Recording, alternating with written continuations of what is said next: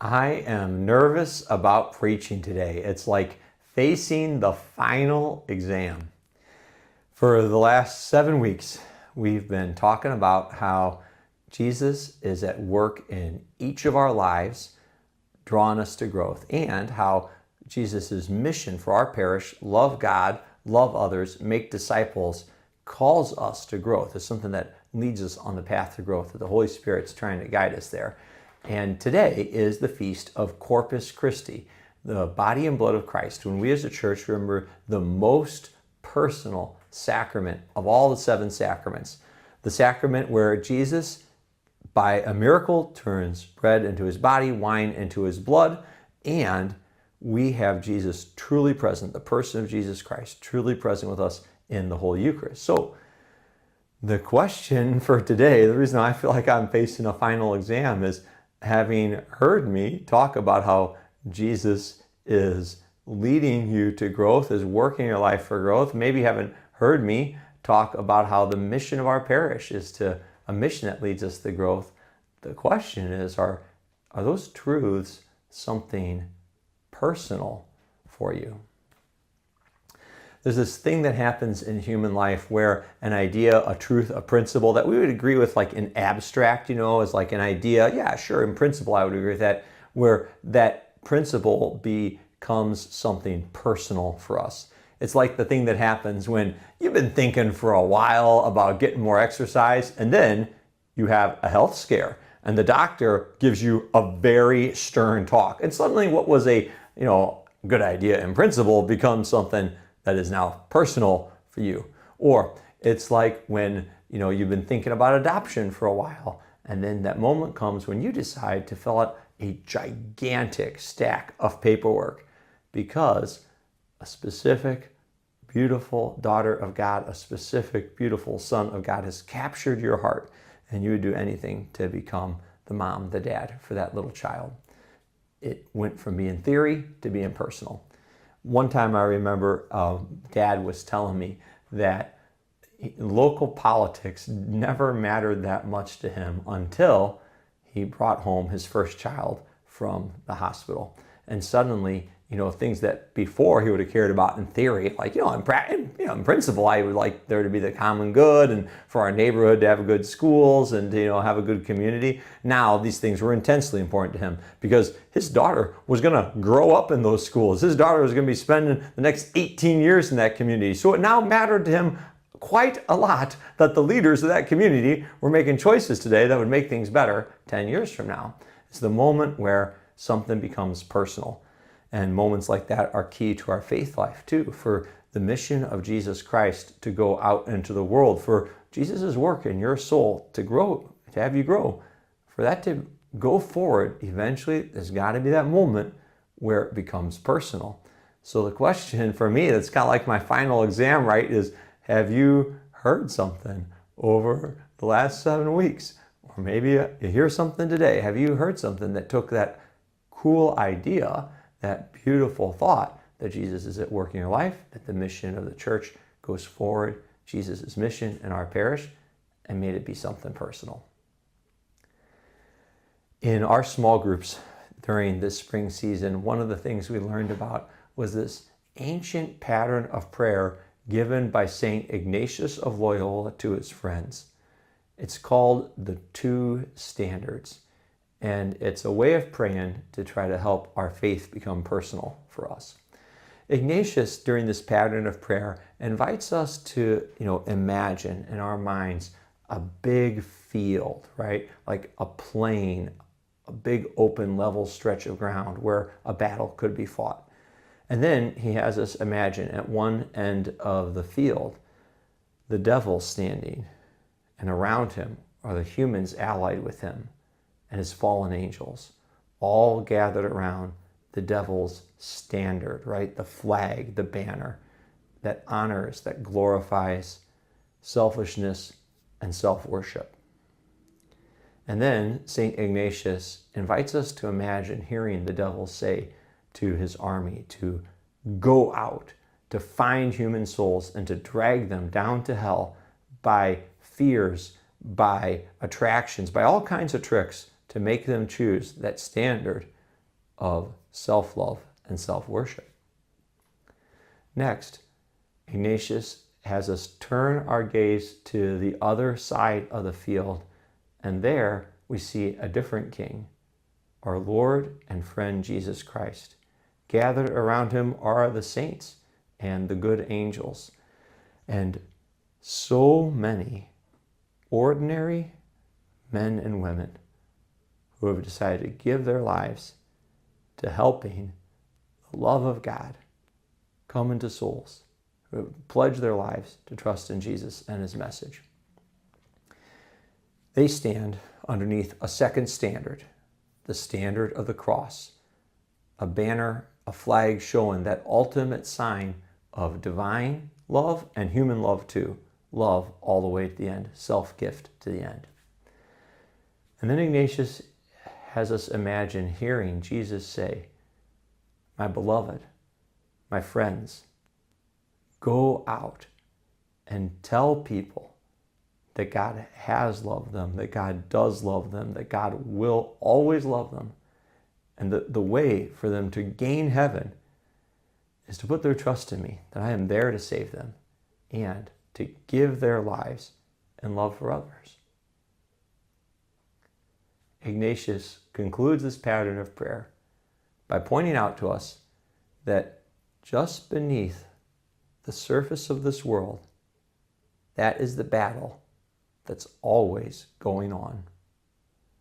And he asks us, what standard, what king do you want to fight for?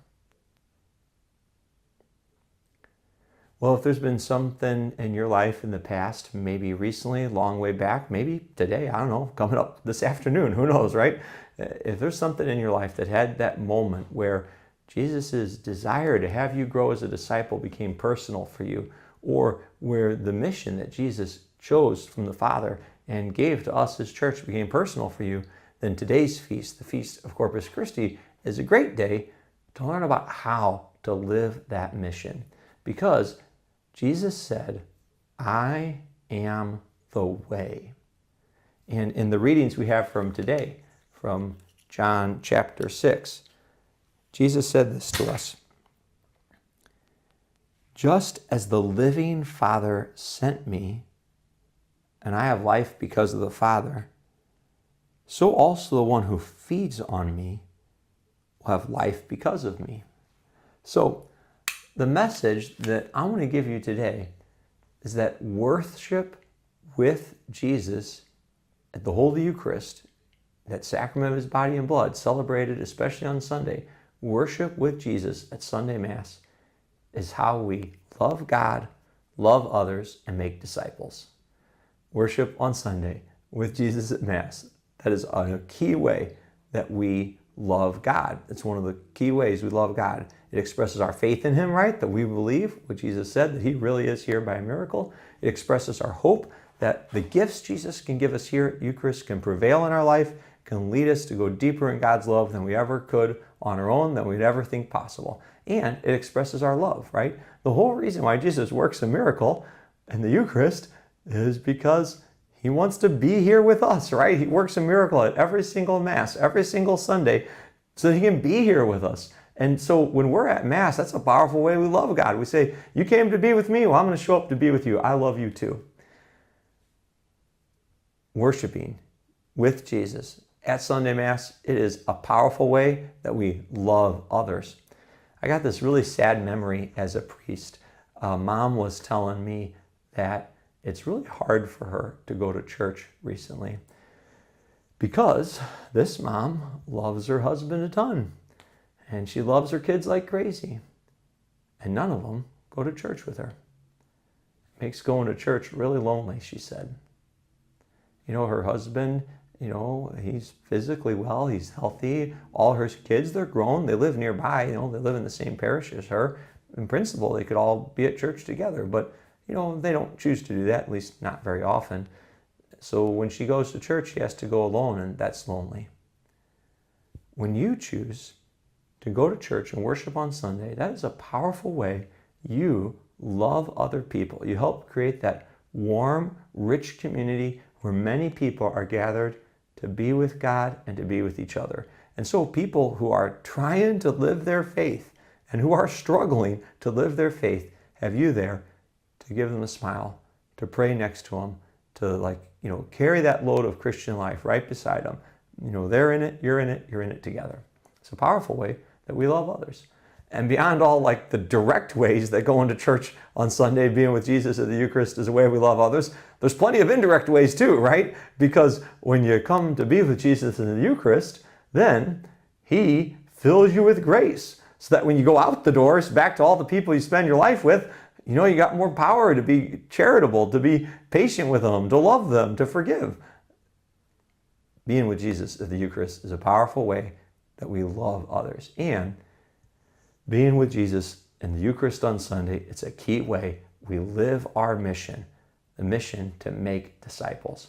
Here in our parish, St. Stephen Protomartyr, the big thing we're hoping for, right, for making disciples is that people like you, people like me, right, ordinary people would invite friends, families, connections to come to church and pray with them, to meet Jesus there. Now, if you're going to church on Sunday, right, if you're praying at church each Sunday, being with Jesus in the Eucharist, then you got everything you need to take advantage of opportunities to live that mission, right? You can invite someone to come and pray at church with you because you're going to be there. You're going to be at church. And so you're going to give that powerful invitation to someone that you care about, you've been investing in, when the time's right, to come and pray with you at church on Sunday. And you never know. You might get that special call from God for that mission specific to you. The way God has a unique way that you're going to transform the world around you. That might come to you at church on Sunday when you're with Jesus and the Eucharist. That happened to two heroes here in South St. Louis, Sue and Ivan Parada. Sue Parada is still living here in South St. Louis, and Ivan Parada, he's gone to the Lord now. Together, Sue and Ivan Parada, they welcomed over 100 foster children into their homes. They gave those foster children a warm place to receive love, to find healing, to be ready for the great things that God had in store for them. And it all started when Sue and Ivan were at Sunday Mass in their parish together. It was Sunday Mass like a lot of people experience. They're there praying.